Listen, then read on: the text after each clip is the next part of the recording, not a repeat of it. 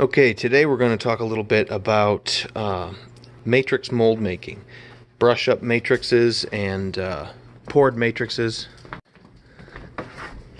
This is a typical block rubber mold. It was defined by this shape, and it was just poured in a solid block of silicone rubber. This is a Catan set thing that I have going on. Here's another block mold. It's heavy. It's voluminous. I mean, there's a couple $100 in rubber here, and that's just one style, tile mold there. The rest of them are all in here. This kind of monolithic block rubber mold has its place, but the next level is called the matrix mold, which will give you just enough rubber against the surface of a pattern of an article. This is a architectural panel thing. Just enough rubber to encapsulate and translate the surface detail, and after that a rigid material that preserves the rubber's shape, because this is an issue.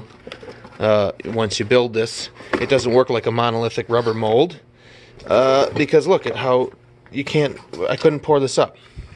Say I poured a monolithic block mold of this panel, it would need to be 1 or 2 inches thick all the way around. Look at how much less rubber we used with just this matrix. But here's our issue. I can't fill this with concrete. I can't cast it up. So we need a jacket. This is your matrix. It's a brushed up matrix. But this is the matrix, and this is its jacket. And the jacket will hold it in shape. Why is that? Because we had this pattern piece on the bench.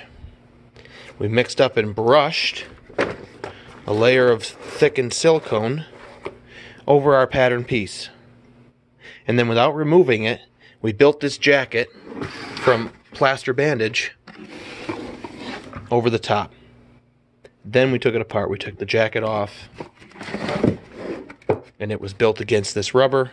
We took the rubber off, and now these two pieces handshake perfectly.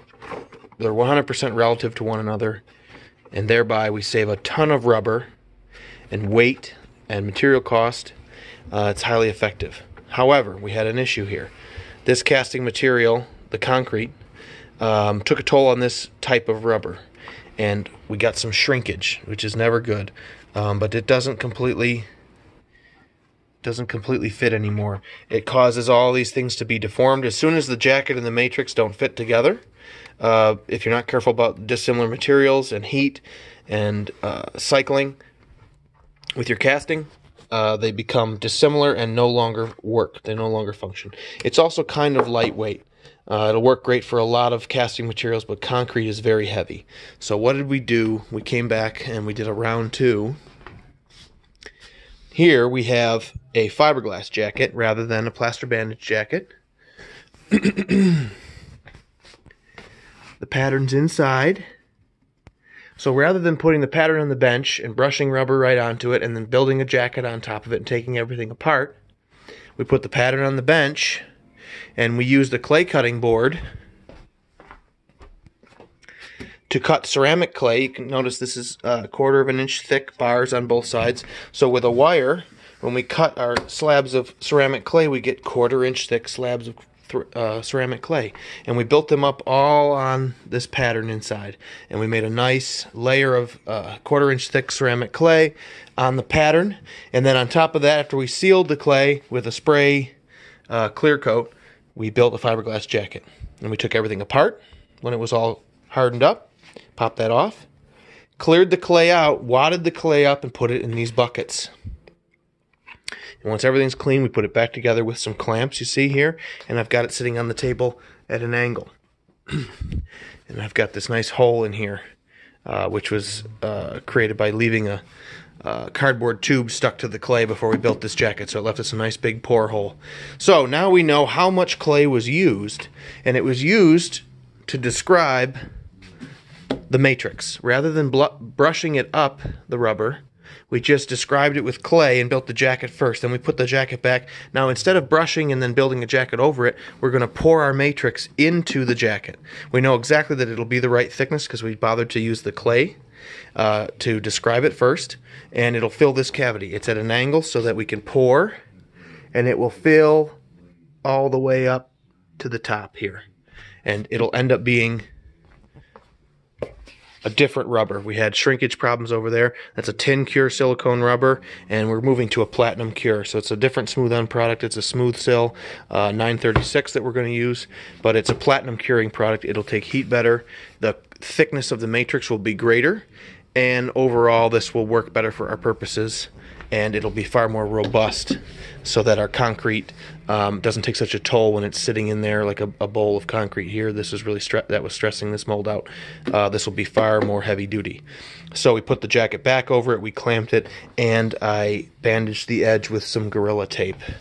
My buddy at Smooth On said, you know, Gorilla Tape adhesive is latex based, and that's going to create a problem potentially with this platinum cure. Platinum cure is far more touchy than tin cure silicone.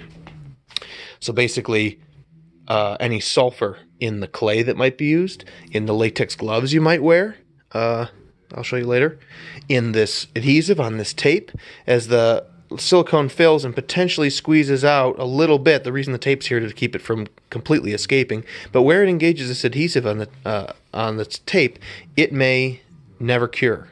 It'll be okay here, but that's a real worry. So only in my shop have we ever got nitrile gloves, no latex. The clay that we've got is a ceramic, or let me see here, monster clay, automotive clay, anything that doesn't have any sulfur in for modeling. I think the monster's underneath here. Yeah, monster clay is more waxy, but I don't mess with anything in the shop. Also, I reuse these buckets. These are reused buckets here. They have other materials on them. When I'm mixing this platinum silicone, I'm not going to reuse buckets. I'll use brand spanking new ones. I even carried these, where are they here, from the store, and I got a little road salt because it's snowy outside on my hand, and I was carrying them like this, so there's now been salt in this one, so I won't use the bottom one. I'll probably wash these with hot water and Dawn dish soap just to be certain. There's nothing worse than mixing up expensive platinum cure silicone and never knowing where it was that it encountered an inhibiting amount of sulfur, but I just want to be sure that I don't end up with that. So when we come back, you can watch me mix this up. We kept the clay because by weight on a scale, if I get the weight of all the clay that came out of there and I multiply by a 0.7, I'll get the weight of the silicone. Silicone's about 7/10 of the weight of the clay. That's a shout out to my buddy George Troster. He gave me that number. Normally I would just use it for volume. I'd get a sense of the volume here and I'd make the same volume of rubber. But he said, you know, it's 7/10 the weight, so I'll mix up 7/10 the weight of rubber. I'll probably mix up a little more just to be certain, and we can expect that to fill completely. So next step is mixing up those materials.